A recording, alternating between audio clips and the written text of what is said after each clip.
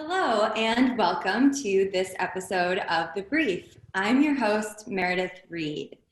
I'm here today with Jeff Chen. He is the former VP of Trust and Safety at Upwork, the world's largest marketplace for online work.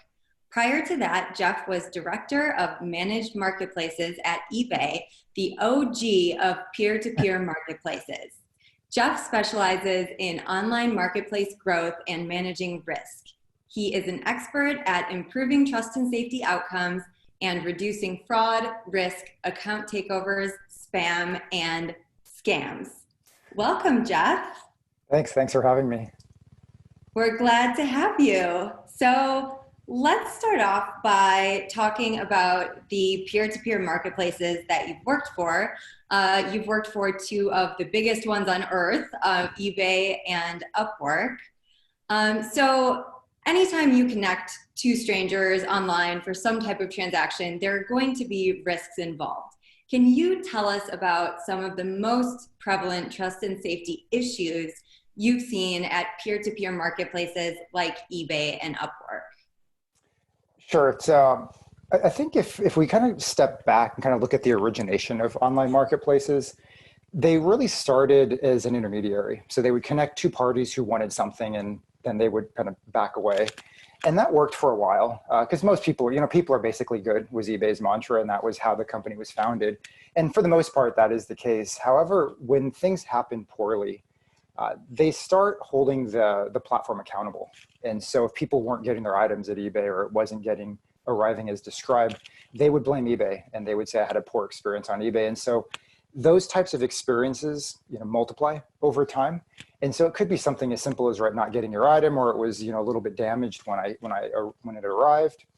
And then you fast forward, 10, 20 years later, and we have so many different marketplaces, and whether it's an online work marketplace, a ride sharing marketplace, a hospitality marketplace, you can imagine the things that can happen have also gotten a lot worse. It's covering the areas of physical harm now. It's covering election interference. It's covering spam and scam where people are losing their money, their hard-earned money on scams that are on the platform. So it's been super important for trust and safety to really be able to protect those customers and continue to grow the marketplaces. So going off of what you just said, can you talk a little bit more about the changes that you've seen over time on peer-to-peer platforms like Upwork and eBay as technology and sophistication has increased? Yeah, I think, there was a time, when eBay in the beginning, we didn't have access to the machine ID. That was new technology. Phone verification was new technology. ID verification was new technology. Data science at the time was new technology. And so as all these evolve, it makes us more capable, I guess, of stopping a lot of these people who are either doing no good, or it helps us create an environment where people, the best people perform better. And so originally trust and safety was really just around making sure policies are followed and stopping all the bad actors on the site. And then it evolved more into helping good people succeed and helping improve outcomes. And that's where I think really trust and safety, the competitive advantage took off. And you can tell the marketplaces that really invest into growing the marketplace by having a trusted marketplace versus ones that just stop fraud. It's very different. I think that some of those technologies have really made it possible. We can now connect. We can connect through video. We can connect through limitless information available on the internet and just through the device you use to access the site. So what are some technologies that can be used to keep people safe on peer-to-peer marketplaces? So I guess there's two ways of looking at it. There's technologies that the company itself can use, and then there's technologies that the consumer can use. And so the consumer, for instance, they can do Google searches. They can search online. There's Yelp reviews. There's limitless information they can find if they're buying from someone or working with someone. There's LinkedIn profiles. If as a company, I think that's where more of the crux is. It's how do you find that information in a scalable way? And so there are technologies like phone verification. You can find a lot of the information about the telephone number. Is it VoIP, where it's located, sometimes the geolocation, how long it's been in service. And so generally, when you find a landline that's been in service for 20 years, it's typically pretty good. or it's some really, really patient fraudster, waiting to deceive someone. Generally, it's going to be someone, pretty legitimate. There's device ID that people can capture to really understand if people are coming back over and over when they've been suspended. There's document ID verification these days where you can actually scan your driver's license and passport to see if it's legitimate. The new technology is also comparing the face. So not only the driver's license, but it compares my face to that driver's license to make sure that I am who I say I am. So there's a lot of those technologies that have really kind of upped the bar in terms of helping people identify when things aren't going well. So you mentioned that trust and safety could be connected to a platform's growth. So could you give some examples of how trust and safety has been connected to growth at the platforms you've worked at? Yeah, it's one of the most common questions that usually come up in the trust and safety working groups is how do I sell my idea? Because the inherent perception of trust and safety or the initiatives is that it's adding friction and it's shrinking the business and it's creating an environment that's more difficult to transact. And while that may be true at face value, there's a deeper kind of question you'd have to ask of what is the ultimate goal of the company? Is the goal of the company to have a single short-term transaction that potentially could end poorly and the customer will never come back? Or is it one that you want them to have a delightful experience, something that they enjoy, they're going to tell their friends and family about, and they're going to come back over and over? And in most cases, it's always going to be the latter. They want that enjoyable experience. And so it's important for teams in trust and safety and even in the business to really identify what are the metrics and what are the objectives and outcomes that you want in terms of how to create that environment. And so the companies I've been at and what I've seen in the industry is that if you focus on whether it's NPS, whether it's customer success, whether it's churn rates, those are metrics that most people in the company will care about. And if you can focus on those and optimize around that, then you can ultimately gain success. One of the things that we used at Upwork was, obviously we wanted good outcomes and people knew we wanted good outcomes, but it was difficult to, find correlations of a good outcome today. How does it lead to revenue, tomorrow? Because, we're all on quarterly cycles where we're measuring P&Ls. And so we innovated this idea of why don't we focus on the customer success? So we know that, let's say top rated or the best performing freelancers on the site are going to deliver great outcomes. So if we focus on getting them more jobs, those freelancers are more successful and they also deliver better outcomes. And that's a very immediate metric that you can look at to determine success. And so those kind of short-term metrics that are long-term indicators have been extremely helpful in predicting and encouraging and enabling success over time. So when you're trying to maximize the success of the outcomes on your site over time, are there any challenges that you run into with the trust and safety measures you want to use when dealing with people internationally versus just domestically? I think generally the primary metric is usually pretty understandable. So it's usually some form of more dollars in the pockets of the customer or better outcomes for the customer or reduced fraud overall. So I haven't seen too much with respect to that. We usually can agree on the primary metric. It's usually the constraint metrics that vary geography to geography. At eBay, they had, I don't know how many countries, they were, 20 something different countries or all over the world. And the different business units in those different countries would have different criterias for tolerance. And so some markets were growing a lot faster, so they had a bigger tolerance for risk. And some markets were more mature and they had a lower tolerance for risk. And so it's being able to meet those restrictions and criteria. That's where a little bit of it became a bit more challenging because, some of the markets needed to onboard more people and others had enough supply and they didn't. They needed to focus more on quality. So it was usually optimizing around those constraints, which were the more nuanced approaches. Well, I would also think something like verifying someone's identity when you're dealing with someone in a different country versus a driver's license in the US could be a challenge. Yep. I used to sell on eBay for years and years. Yep. And at least back when I was selling, there was an issue of international shipments. You couldn't track them and have delivery confirmation the same way. as you could if you were shipping domestically. So a lot of sellers would just opt to not ship internationally, because then you would have the problem of people saying that they never received it and you had Right. no way to prove. And then it's like, Yeah. is it the buyer's fault? Is it the seller's fault? Like, Yeah. who takes the loss there? So have you seen a lot of issues like that with having Oh, an yeah. international market? Yeah, I think that is probably one of the areas I don't know.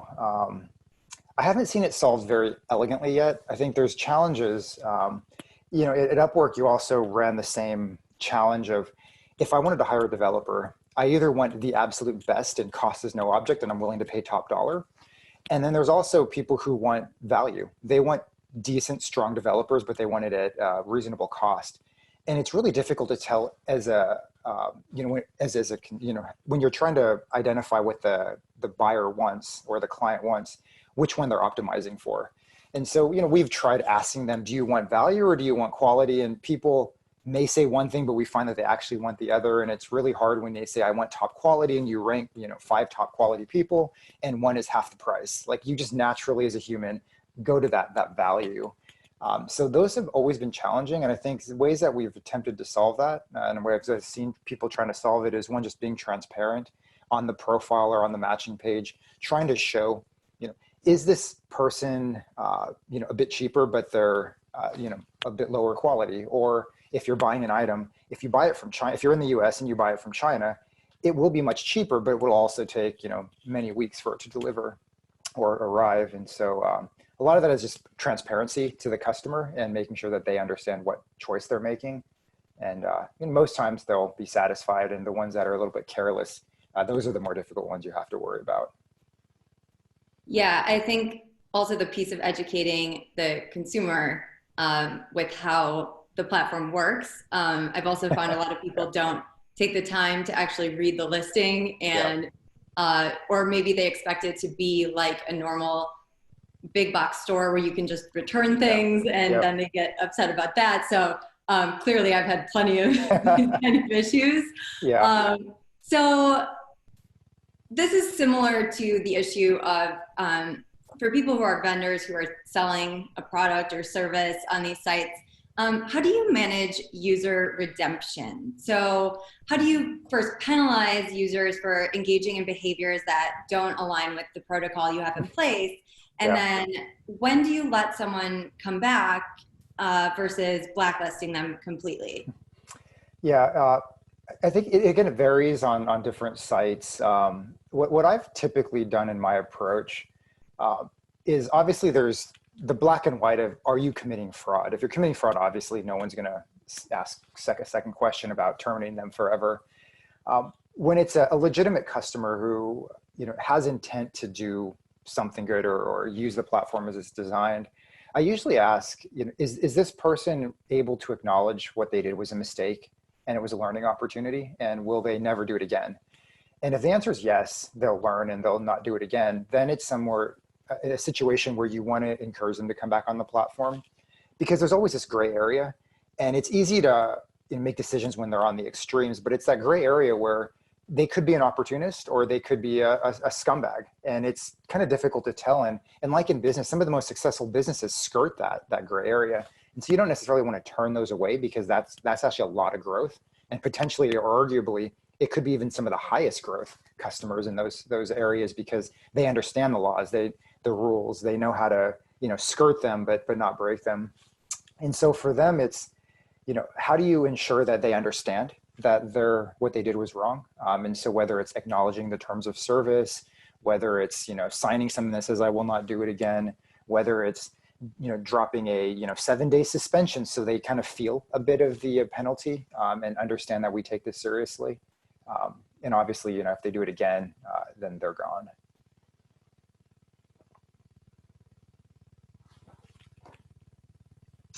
That makes sense. I'm sure it's probably very challenging to figure out with a lot of these transactions who did what, and trying to keep a paper trail, so to speak, even though that doesn't really exist in this particular case, of what happened and how you can keep people feeling good about your site, but also make sure that you're regulating certain behaviors that are not productive. to these platforms. Yeah. So how do you ensure that people in trust and safety are working collaboratively and on the same page? It's the $1 million question. I think in any role, not just trust and safety, but um, I think it really comes down to the understanding of what the objectives are. And so trust and safety, I've seen it sit in so many different organizations. I've seen it sit in marketing, I've seen it sit in engineering and product and the business unit and operations. And to me, it's less important and it's not really critical where it sits because trust and safety is so cross-functional. In order for trust and safety to be successful, you have to touch every area of the business, from registration through the transaction, all the way through payment, maybe withdrawal. And so for me, it's really important to gather a very diverse cross-functional team of different stakeholders, address the problem you're trying to, or agree on the problem you're trying to address early on, so they all know what problems you're trying to solve for. Oftentimes what I've seen is that people come to those teams as more of an approval check at the last minute to say, I want to do X. Do I have your blessing, yes or no? And the first reaction is like, whoa, why are you adding friction? Why are you trying to shrink my business or harm my metrics? And so involving them early on really shows that you're open to different ideas. You're willing to brainstorm. You're willing to address different opportunities and maybe even find a middle ground where it actually works for both teams. And then, move forward with that. And I think what, I often have found is that people tend to be very embracing with that. They tend to be supportive. They understand what you're doing. And then when it comes time for the final sign off, they're not surprised. They've been involved throughout the process. And so it's making sure that, legal is okay with the solution. Marketing understands how to speak about it. Product knows how to design it.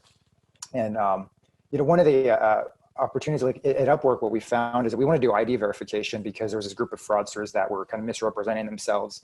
And so we wanted to scan their driver's license and also have them show up on video so we could compare the face. And at face value, that sounds like a lot of friction.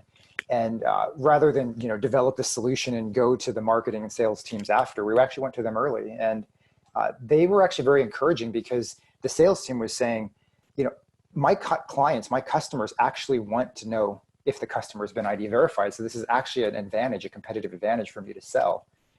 In marketing, they could actually put out articles and content that says, we verify our freelancers, we take security and safety very seriously. And so being able to spin it, being able to explain why you're doing it in a good person's lens and how it can actually grow the business has been really helpful in achieving a lot of the goals on both stopping bad people, enabling good people to succeed, and also just making sure people trust your marketplace a lot more.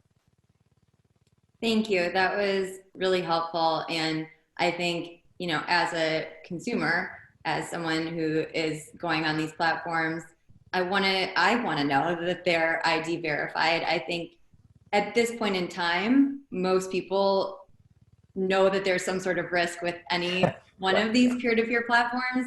So I don't think you would be planting the seed in their head that there might be people out with not so great intentions. I think that's probably the way to go, is just, having the synergy of all your departments and making sure that, you're taking those preventative measures.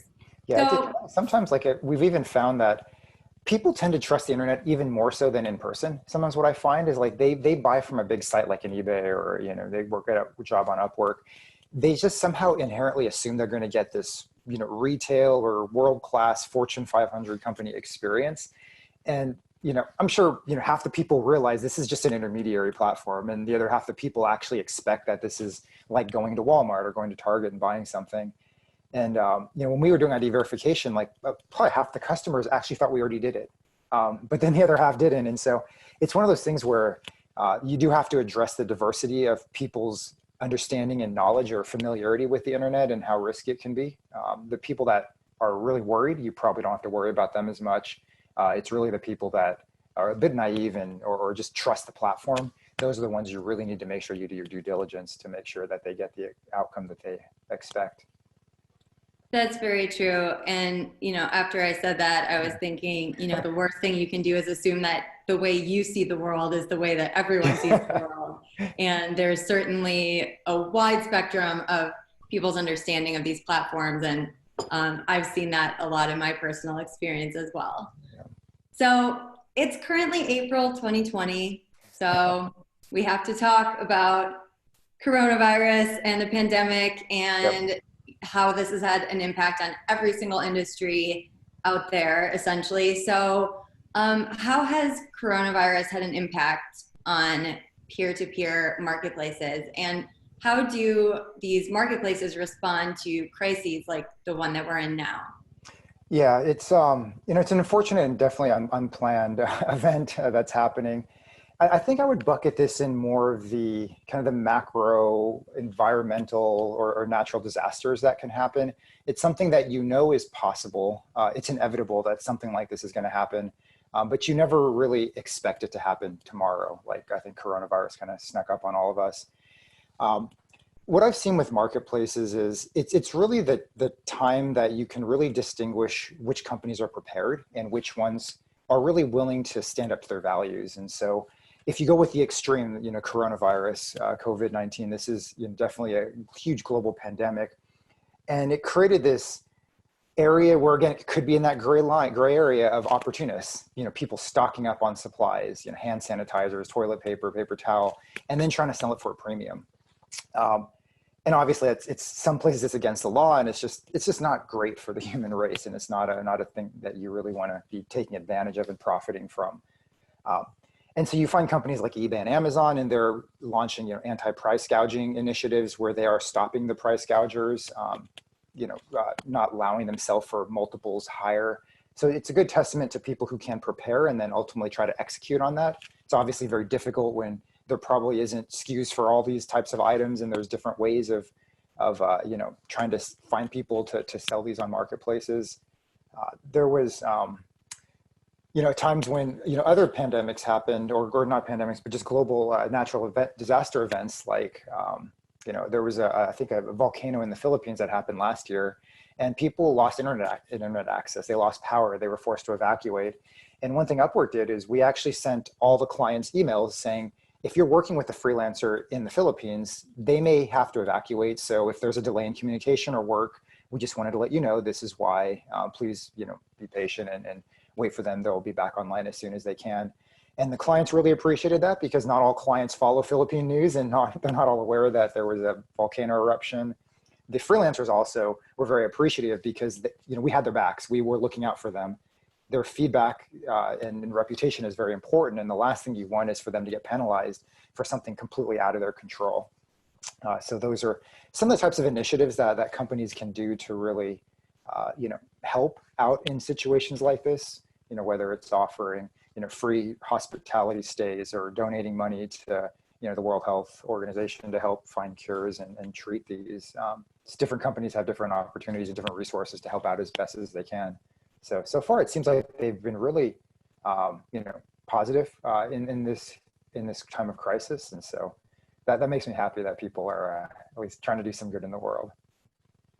Yeah, me too. I've really been so encouraged by seeing how many online businesses have been there for consumers, putting, free upgrades, free content, just like what you were saying with sending out notifications about something has happened, and, be patient and having the best interest of the people on your platform in mind. I think everybody has really appreciated that in this particular crisis, and I'm sure in any crisis. Mm-hmm.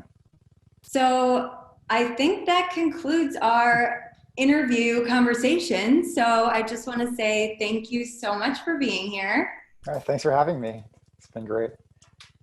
This is Jeff Chen. We will link to him in the show notes. And that's it for this episode. So we will see you next time on The Brief.